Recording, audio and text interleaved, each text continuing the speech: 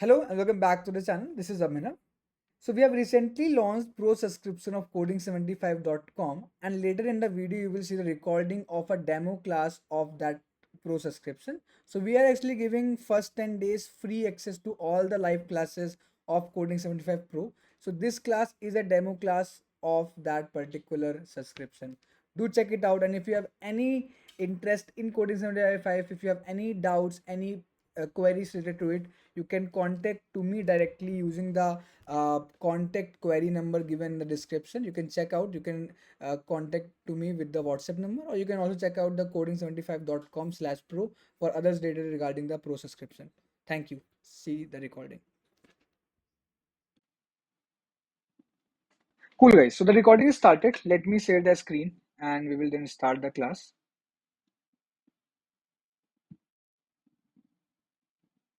Cool. Is the screen visible? Uh, Yes, sir. okay, cool. Cool. So our topic for today. So yeah, first of all, this is another demo class for the pro, right? So this time we are having CS fundamental topic is operating system. By the way, you will have a separate mentor for CS fundamental. Like I will also teaching that, but we also do have the other mentors in your like exclusive classes. But for a demo, I'm only taking that. Okay. We will basically focus on some basic points about operating system. We will actually focus on what are the basics of operating system, the very basic fundamentals of operating system, okay, and what are the topics that are important for operating system, right? Obviously, we cannot complete the whole OS in one class, okay, but just to give an overview, we will discuss that in this particular class, right?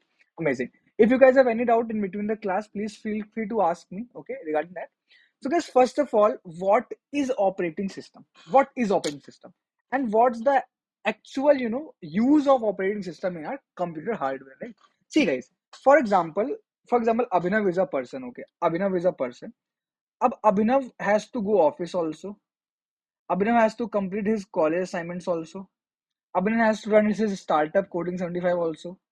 Abhinav has to create videos for YouTube. He has to post reels on Instagram. He has to post on LinkedIn, and a lot of work is there, right? Which I'm handling. How am I able to handle this all? Because I have some time management. I am doing, a lot of things, but I'm able to manage them. The same happens with the computer also, right? So if you will see, computer has a lots of hardware. So Anup will take these doubts regarding membership at the last, okay? Don't worry, we will take that doubt, okay? Amazing, amazing. So now let's talk about what's the exact use of operating system. If you will see, operating system acts like an interface between you and your computer hardware. Operating system acts like an interface between you and computer's hardware. See, computer has a lot of things. For example, there's a computer. Up that computer has a mouse, it has a CPU, it has a monitor, right? Now, in single time, we can run multiple things on computer. For example, you can see currently my OBS studio is also running. My OBS studio is also running, which is actually recording my class. Okay. Then this is a whiteboard that is running currently. Then this is a notes that is open. Then my this Meet Live is also running, right? So this all is running at a single time. But I have a single laptop. So how my computer is managing this all? That is all is handled by operating system. So it's act as an interface between you and the computer hardware. For example, if I will, let's say, open a new tab here, or if I will, let's say, open a new program in my laptop, so that will add it as a task in your computer, and then that will be executed by operating system. So you're getting what's the use of operating system. So it acts as the intersection between you and your computer. So whenever you will give some task to computer, operating system will perform that task. Is that clear to you guys? Right. So that's the basic use of operating system. If you will see, it handles tasks like running programs, managing resources, taking care of CPU, and organizing files. What is this managing resources and taking care of CPU? See, guys, up every uh, device has some limited resources. For example, my laptop have has 50 GB of memory, or let's say 256 GB of memory. some RAM it has, some ROM it has some all of it has some limited resources. At what time, how much RAM is distributed to what? For example, currently my there are a lot of softwares that are running in my laptop. Let's say my laptop has 12 GB of RAM. Okay. So this 12 GB will be divided to all my programs. Let's say the OBS Studio is taking zero point 0.5 GB to actually record the whole class. My Google Meet is, let's say, taking 1 GB. This whiteboard is, let's say, taking 0.25 GB. So how to divide this GB? All of this memory management, file management, this all is actually done by operating system, right? So the main goal is to create a user-friendly, efficient environment for running program. So if you will see in general, what's the role of our operating system? These are six major rules of our operating system. The very first is file management. So operating system is actually used for file management. Next is process management. What is file management? For example, if you will create a new file, if you will move one file to another destination, if you will delete a file, if you will update something in the file, that all is handled by operating system. Process management. So at a given time, there are multiple processes running in a. So we have processes, we have threads, we have programs. They all are different. So we'll discuss about them also in the next video, right? Not next video, later in the class, right? So processes are also managed by operating system. For example, this live class is going on. This is a process for the operating system, right? Now, input output device management. See, for example, I'm speaking to you guys, right? So my voice is the input for the computer. Okay, then if you will give if you will speak something, that will be output for me. So this input output is also done by operating system, right? Next comes the network management. So obviously I'm connected to my Bluetooth, I'm connected to my Wi-Fi. So a lot of network calls are also made. When see this meet must be also making some network calls, right? So that all is also handled by operating system. This secondary storage management. What is secondary storage management? See guys, so see everything. See, we have two types of memory, if you know. One is RAM, one is ROM. Or we can say one is a primary memory, one is secondary memory. Okay. This primary memory is actually very small. It's, let's say, 12 GB, it's maybe 24 GB, not more than that. Secondary memory can be very large. It can be 256 GB, right? It can be 2 TB and so on. But when we install some program, let's say I installed WhatsApp in this, I installed a OpenBold, I installed a Chrome. So everything will be initially installed in secondary memory only. And when we actually use that, for example, currently I'm using this OpenBold. So now it's not in the secondary memory. Because I'm using it, it will be stored in the primary memory also. So this is a very basic thing that I'm telling. We'll discuss about each of them in detail. So there's a detailed explanation of also, right, about all of this. So that's also will be covered in the class, right? Uh,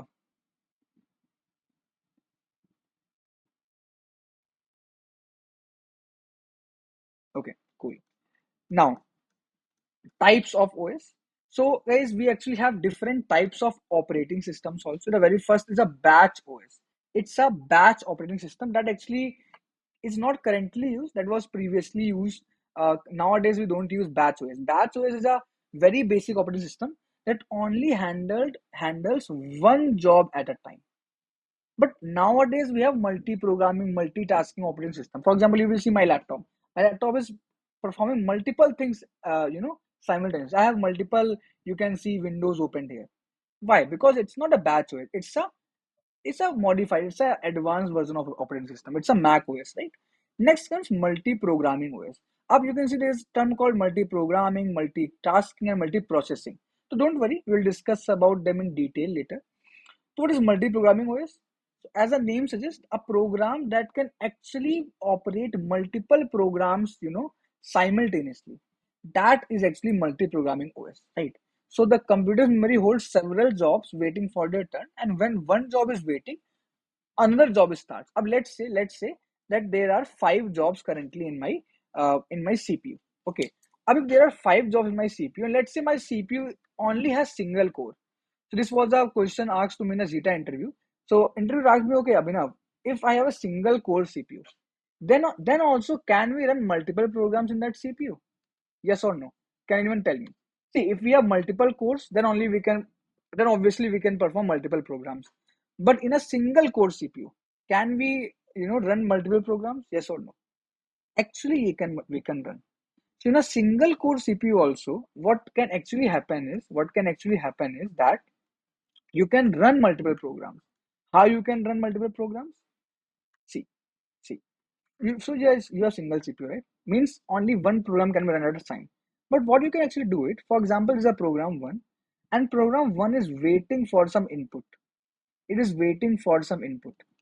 So till the time it will wait for some input, what your CPU will do, what your OS will do, your OS will actually execute the program number two. It will actually execute the program number two. Now, while the program number two is waiting, it will execute program number three. So this is how a single core CPU can also execute multiple programs. Once the one program is waiting, you can do the another work. Once that is waiting, it can do another work, right? But nowadays, even we have multi-core CPUs also. That is also fine. Okay. So guys, it's a demo class. I'm going, overview of it. I can understand if it is not that much clear. But still, if you guys have any doubt, you can, ask that to me here in the chat. That's completely fine. Okay. Then there's a multitasking OS. What is multitasking OS? It is a multitasking operating system, right? Which is combining. So see, multitasking actually combines everything. It is the combination of multi-programming, multi-scheduling, and multitasking. So you will see it's saying that it switches between different jobs. As I just told, if there are different programs running, if there are different jobs running, it switches between that. First, it will execute the first program. Then once the first program is waiting for something, go to the second program, and so on. Then we have time sharing OS. It's a another type of OS that is not much used. It's involved direct interaction of users also. So users directly interact with the system. So users actually give advice to the OS, give which programs to run. Are you getting? So sometimes if you will see na, sometimes a laptop say, okay, this is not responding, this is not going. Then we actually give some input, something like that. And then real-time OSR is specifically designed for strict deadlines. So when we have some very strict jobs which cannot be, for example, if NASA is launching a rocket, the OS that NASA is using must be real-time OS. It should not have any problem. It should always run. It should have always consistent, right? So that's the next thing about the real-time OS, right? Up we have different types of operating systems, right? So these are types. See, these are types of OS. Okay, these are like various operating systems. I hope you're getting the okay. So for example, Windows is there. So Windows we all know it is developed by Microsoft. Then Mac OS is there. It is developed by Apple. Linux is a very famous open source operating system. Then Unix is there. Okay. Then Android is for mobile phones and iOS is for mobile phones, right? These are different operating systems. There are a lot of other operating systems also, but these are some famous operating systems, right? That we know. Okay, cool. So till now, anyone has any doubt? कोई doubt किसी को? Uh, hope. I hope there's no doubt. Okay, cool. Next comes a program. So what is a program? See, we have three things, guys. Actually, first is a program. Second is a process, and third is a thread. So let's discuss about all of that one by one. So what is a program? What is a process? What is a thread? A program is a set of instructions written in a programming language to perform a specific task. That's the very basic thing of program. Program is very similar to a function in a programming language. So, a program is a set of instructions written in a programming language to perform a specific task. That is what a program is. That's it. Now, it exists as a static entity, typically stored on non-volatile disk storage like this. So initially, see, initially as I told you, when you install some software, I just told you previously, when you install some software, initially it is stored in a static memory, means in the secondary memory. It's not directly comes to the primary memory. Okay, it comes to your primary memory, it is loaded into your memory only when it is executed. For example, this Chrome is currently running. So means it's currently in my primary memory. Okay. Now what is process? See, program is a piece of code. That's it. Any piece of code, any function, any code if you will write, that will act as a program. That will act as a program. What is a process? A process is a program under execution. So when a program is executed, that is known as a process. That is actually known as a process. So a program under execution, which is currently running, is called as process. Right?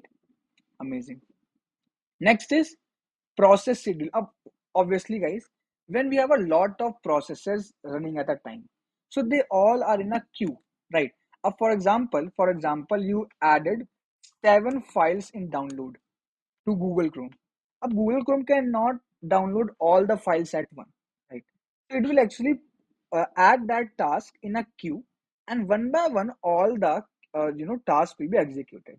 So similarly, if we have multiple tasks which are pending, or we can say multiple processes which are pending and which are waiting to execute, right? So for that, what we do, we they actually wait for some time, and we have some actually metrics to calculate that. So first of all, we have arrival time. Arrival time is actually a time at which process arrives in the ready queue. So when a process arrives in a queue, that is called the arrival time. Next is a completion time. Completion time is the time at which the process is executed. It is completed, right? Now, what is a burst time? Burst time is the time required by the CPU for the process for CPU execution, right? So it is a different time. Arrival time is a time when it is arrived in the queue. Completion time is a time when it is completed. Burst time is actually the time required for the completion. What is time around time? Turn around time is a difference between the completion time and arrival time. Means the difference between the time when it is completed minus when it was arrived. And waiting time is actually turn around time minus burst time. Why? Because see, burst time क्या था? Burst time was the time which was actually taken by CPU. But if it has waited for more than burst time, if it has got more than a burst time, तो difference क्या हुआ? Means for a difference time it must have waited. Like for example, this is a computer. A task or a process arrives, let's say, at 1 second, and it comes out of at 7 seconds. So means your turnaround time is 6 seconds. 7 minus 1. This is your turnaround time, which is 6 seconds. 6 seconds, right? Now the next thing. What is the next thing?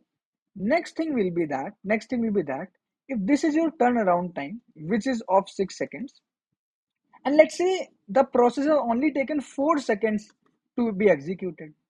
So if it has taken only 4 seconds to be executed, which is actually a burst time, so remaining time क्या हुआ? What was the remaining time? Remaining time, the process must be waiting inside the queue. So means waiting time is turnaround time minus burst time, right? That is what is actually done there. Next is a thread. So thread is actually a light-weighted process and it's a very basic unit of UPVC. So the very minor unit of a process is a thread. So actually we can divide a process into multiple threads, right? You must be listen about multi-threading programming, single-thread programming. That is what a thread is. So for example, if a process is running, we can make multiple threads of a process. Means parallel threads can run inside a process. So threads is we can see are run inside the process, right? That is what a thread is. You can see the difference between a process and a thread. So process is an independent program that is running. So a program that is running is called a process. And thread is something within the process. Okay. Now every process has a separate memory space. But threads actually share the same memory space of the process. For example, this is the whole computer memory. This is the whole computer memory. Okay. Up in this computer memory, there can be multiple processes. Let's say this is process 1, this is process 2, this is process 3. So every process has a different memory. Now each process can have some threads. And you can see every thread shares the same process memory. Every thread is sharing the same process memory. Like here, like here. Are you getting? So that is also what happens in this particular case. Right? Amazing. Next comes communication. See, so there is a term called inter-process communication that is very important. So always remember, inter-process communication is used by the processes to communicate amongst themselves. So for example, this is a process 1. If it has to talk to process 2, maybe it has to give some input, get some output, that is done using IPC, which is inter-process communication. But Threads easily communicates because they're in the same space. अब देखो threads जो हैं, these threads are inside a process.